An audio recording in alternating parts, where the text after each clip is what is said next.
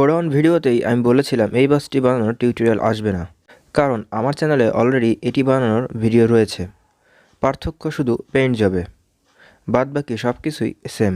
তাই এই ভিডিওটি শুরু করার পূর্বে আমার আপলোড করা আগের ভিডিওটি দেখার অনুরোধ রইল। আমার কাছে এটি এক প্রকার নতুন ও চ্যালেঞ্জিং প্রজেক্ট ছিল, কেননা আগে আমি কখনোই এত বড় বাস বানাইনি। তাই হিসাব নিকাশেও বেশ কিছু টাইম লেগেছে এবং প্ল্যান ছিল কিভাবে শর্টকাটে কাজ শেষ করা যাবে, কিন্তু ফিনিশিং স্কোর হতে হবে 95%-এর উপরে। এই যে ড্যাশবোর্ড বা ককপিট দেখছেন, এটি কীভাবে বানানো হয়েছে তা নিয়ে রয়েছে আলাদা ভিডিও।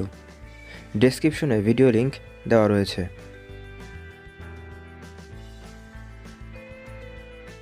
মাপঝোঁকের বিষয়টা আবারও উল্লেখ করা যাক। বাসটি লম্বায় 36 সেন্টিমিটার, প্রস্থে 7 সেন্টিমিটার এবং উচ্চতায় 10 সেন্টিমিটার। 2 মাস আগে আপলোড করা লাক্সানা বাসটির উচ্চতা কিছুটা বেশি ছিল, তাই এবার সেটি কমিয়ে দেওয়া হয়েছে। আর সেই কারণে হয়তো এবারের বাসের মেজারমেন্টটা একদম পারফেক্ট হয়েছে। সবসময় আমি চেষ্টা করি যেটুকু অংশ বিশেষভাবে প্রদর্শিত হবে অন্তত সেইটুকু অংশ ডিটেলস আকারে গড়ে তুলি। তাই রিয়েল বাসের সাথে এই বাসের ককপিটের অনেকটাই মিল খুঁজে পাবেন।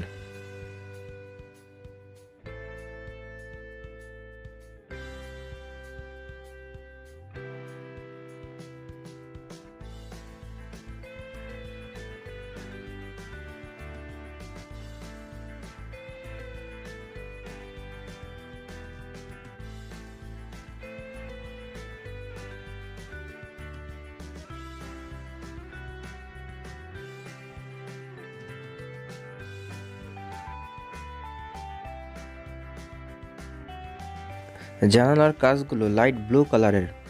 যেহেতু একদম পারফেক্ট কালো রঙের জানালা বা প্লাস্টিক শিট পাওয়া যায় না, সেজন্য আমি এখানে নতুন একটি টেকনিক প্রয়োগ করেছি।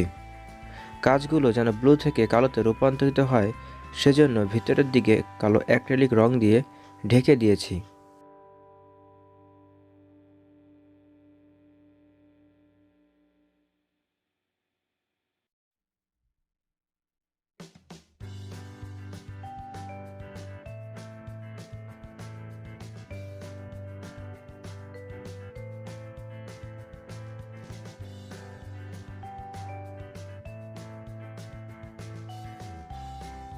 এবার আসা যাক বডির কালার নির্বাচনের বিষয়ে।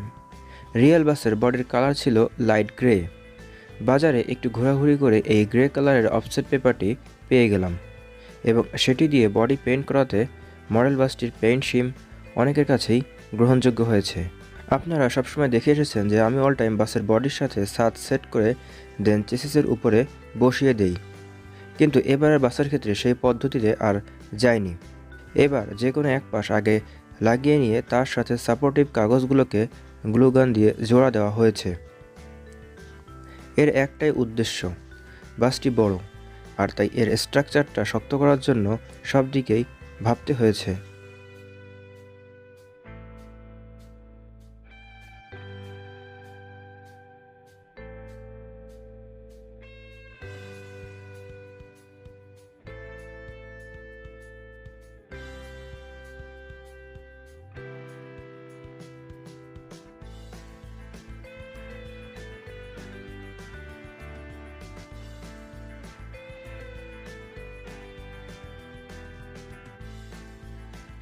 যেহেতু পাতলা কাগজ আর বাসটি সাইজে অনেক বড়, তাই শুধু পাশ দিয়ে সাপোর্টিভ কাগজ থাকলে বাসটি শক্ত হয়েছে তা বলা যাবে না। এজন্য উপরে ছাদের অংশে এইরকম রোল করা কাগজ দেওয়া হয়েছে, যেন ছাদ নিচের দিকে নেমে না যায়।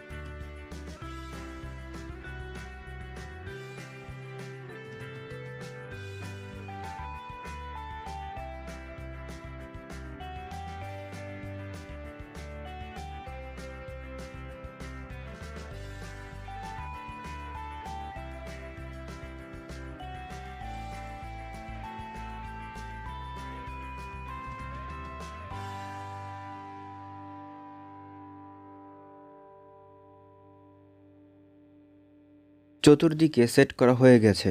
এবার তাহলে সামনে ও পিছনে সমান আছে কিনা সেটি চেক করে দেখা যাক, এবং আরও খেয়াল করে দেখা যাক ছাদের পাশগুলো সঠিকভাবে কার্ভড করতে পারলাম কিনা। মূলত এই কাজটি সঠিকভাবে করতে পারলে বাসের কার্ভড করা অংশগুলো দেখতে আরও সুন্দর লাগবে।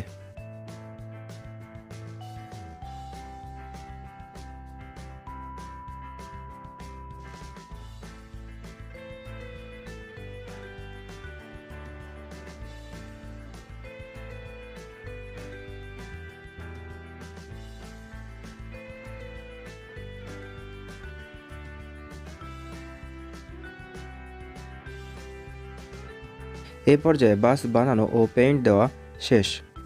এখন এই ফ্রেশ কাগজের উপরে রিয়েল বাসের A to Z দেখে দেখেই আমি অঙ্কন করার চেষ্টা করেছি।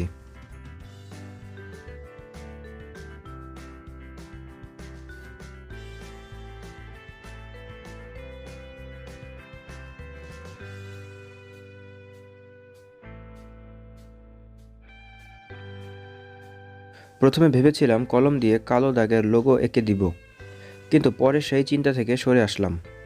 ভাবলাম কষ্ট যেহেতু করেছি, প্রকৃত সৌন্দর্য আনার জন্য না হয় আরেকটু কষ্ট করলাম। মূলত এখানে সব কিছুই হচ্ছে বুদ্ধির খেলা।